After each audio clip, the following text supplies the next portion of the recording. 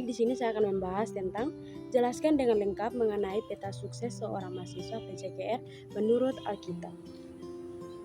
Peta sukses mahasiswa PJKR menurut Alkitab bukan sekadar mengejar IPK tinggi atau kebugaran fisik, melainkan sebuah integrasi antara panggilan studi, karakter, dan pelayanan. Sukses Alkitabiah adalah menjadi seperti Kristus dalam segala aspek, termasuk dalam keahlian jasmani. Yang pertama, fondasi utama, menjadikan studi sebagai ibadah. Kolose bab 3 ayat 23. Mahasiswa PJKR harus memandang keahlian fisik dan akademis sebagai panggilan Tuhan. Ayat kunci, apapun juga yang kamu perbuat, perbuatlah dengan segenap hatimu, seperti untuk Tuhan dan bukan untuk manusia. Kolose bab 3 ayat 23. Yang kedua, jelaskan mengenai konsep imago Dei dan dalam hubungannya dengan perilaku Anda sebagai mahasiswa dan calon guru atau pelatih dan lain-lain. Konsep imago Dei adalah prinsip teologi sentral yang menyatakan bahwa manusia diciptakan segambar dan serupa dengan Allah. Kejadian bab 1 ayat 26-27.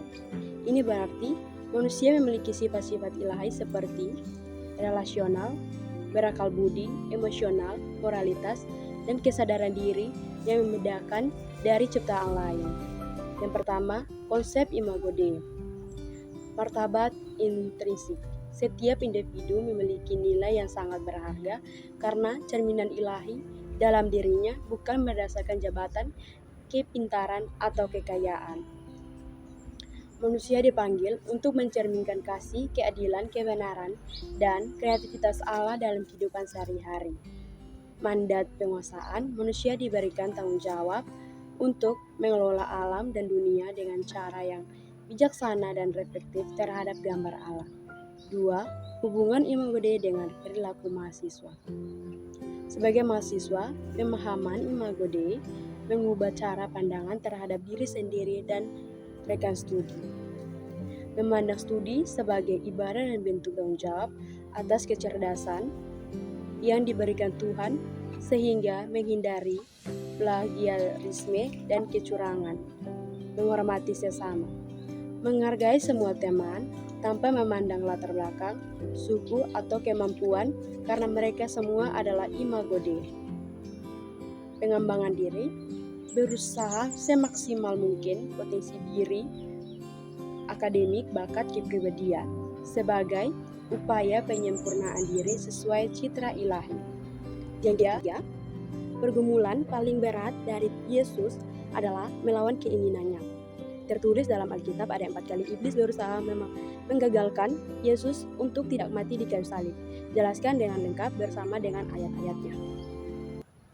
Pergumulan terberat Yesus Kristus selama hidupnya di dunia adalah mempertahankan ketaatan mutlak kepada kehendak Bapa untuk mati di kayu salib, melawan keinginan manusiawinya, menghindari penderitaan.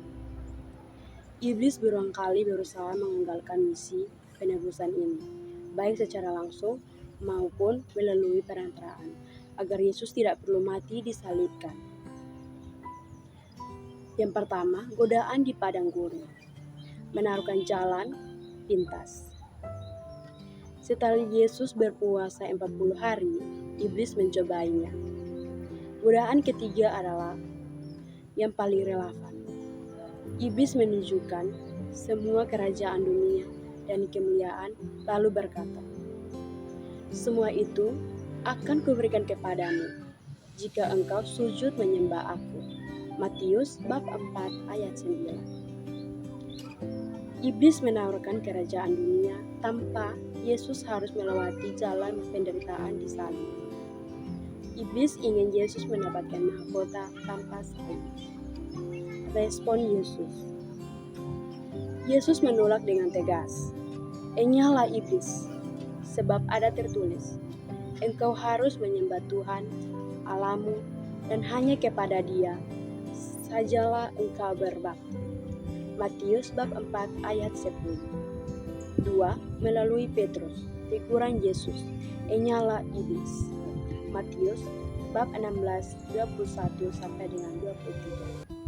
Saat Yesus menjelaskan bahwa ia harus pergi ke Yerusalem, menderita dan dibunuh, Petrus menegurnya dan berkata, "Tuhan, kiranya Allah menjauhkan hal itu.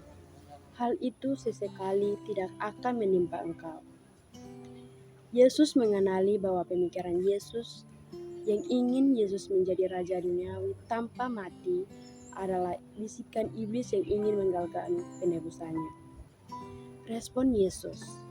Yesus berpaling dan berkata kepada Petrus, "Enyalah iblis. Engkau suatu batu sandungan bagiku, sebab engkau bukan memikirkan apa yang dipikirkan Allah, melainkan apa yang dipikirkan manusia." Matius bab 16 ayat 23. Yang ketiga, usaha massa melemparkan Yesus dari tebing. Lukas bab 4 ayat 29 sampai 30. Di awal pelayanannya di Nazaret, orang-orang yang marah akan ajaran Yesus membawanya ke tebing gunung untuk melemparkannya dari sana. Ini adalah usaha pembunuhan instan yang tidak sesuai dengan rencana Allah, yaitu mati disalibkan. Iblis mencoba menghentikan pelayanan Yesus lebih awal dengan cara yang berbeda dari rencana keselamatan. Lalu respon Yesus, tetapi ia berjalan lewat dari tengah-tengah mereka lalu pergi. Lukas bab 4 ayat 30. Yesus tidak bisa dibunuh sebelum waktunya. 4. Pergumulan di Taman Getsemani. Matius bab 26 ayat 36 sampai 46. Ini adalah puncak pergumulan batin Yesus melawan keinginan daging atau manusianya untuk menghindari penderitaan hebat. Yesus berdoa, "Ya Bapakku, jikalau sekiranya mungkin, biarlah cawan ini lalu daripadaku, tetapi janganlah seperti yang kukehendaki, melainkan seperti yang Engkau kehendaki." Matius bab 26 ayat 39. Di sini iblis menggoda melalui rasa takut akan penderitaan fisik yang beban dosa dunia yang akan ditanggungnya. Yesus mengalami tekanan batin yang dahsyat, peluhnya menjadi titik-titik darah. Lalu respon Yesus. Yesus memenangkan pergumulannya ini dengan menundukkan kehendak kemanusiaannya kepada kehendak Allah. Ya Bapakku, jikalau cawan ini tidak mungkin lalu, kecuali apabila aku meminumnya, jadilah kehendak-Mu. Matius bab 26 ayat 42. Yesus berhasil mengalahkan semua usaha iblis dengan berpegangan pada firman Allah dan ketaatan total kepada Bapa. Kematiannya di kayu salib bukanlah sebuah kegagalan atau kebetulan, melainkan kemenangan mutlak atas kuasa dosa dan maut. Yang keempat, keselamatan adalah dikembalikan kepada rancangan semula. Dan apa yang dikembalikan pada rencana semula? Jelaskan. Baik, 4. Dalam pandangan teologi Kristen, keselamatan bukan sekadar tiket masuk surga, melainkan sebuah proses pemulihan manusia kembali kepada rancangan awal semula. Rancangan semula ini berpusat pada pemulihan moral atau kehidupan manusia agar sesuai dengan citra Allah yang telah rusak akibat dosa. Yang pertama, gambar dan rupa Allah.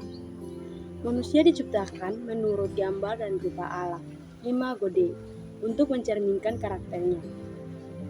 Dosa merusak gambar ini, menjadikan manusia hidup dalam keegoisan dan kedanginan. Keselamatan mengembalikan manusia untuk memiliki moral Allah yang sempurna, hidup dalam kesucian, kasih, dan kebenaran. 5 hal positif yang diperoleh dari mata kuliah PAK dan dapat diterapkan dalam kehidupan sehari-hari. Yang pertama, penguatan iman dan karakter. Mata kuliah PAK membantu memperdalam memahami iman Kristen Kristus sehingga membentuk karakter yang lebih bertanggung jawab, jujur, dan berintegrasi dalam kehidupan sehari-hari. 2. Penerapan nilai kasih dan kehidupan sosial. Saya belajar untuk mengasihi sesama tanpa membeda-bedakan serta menerapkan sikap toleransi, empati, dan kepedulian dalam lingkungan keluarga, kampus, dan masyarakat. Yang ketiga, pengambilan keputusan yang berlandaskan nilai moral dan etika Kristen.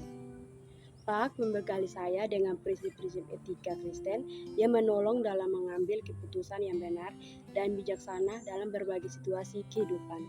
Yang keempat, pengendalian diri dan sikap reflektif. Melalui pembelajaran Pak, saya dilatih untuk lebih mampu mengendalikan emosi, bersikap sabar, serta melakukan refleksi diri terhadap tindakan dan sikap sehari-hari. Yang kelima, kesadaran akan panggilan hidup dan tanggung jawab sosial. Mata kuliah Pak menumbuhkan kesadaran bahwa setiap individu memiliki panggilan untuk menjadi berkat bagi orang lain melalui tindakan nyata dan perilaku yang baik. 2 masukan kepada dosen mengenai proses perkuliahan Pak. Yang pertama, pembelajaran lebih konseptual. Akan lebih menarik jika proses perkuliahan diperbanyak dengan diskusi, studi kasus, atau refleksi dari pengalaman nyata mahasiswa agar materi lebih mudah dipahami dan diterapkan. Pemanfaatan media dan metode pembelajaran yang variatif dengan video, presentasi kreatif, atau pembelajaran berbasis proyek dapat meningkatkan minat dan keterlibatan mahasiswa dalam mengikuti perkuliahan Pak. Terima kasih.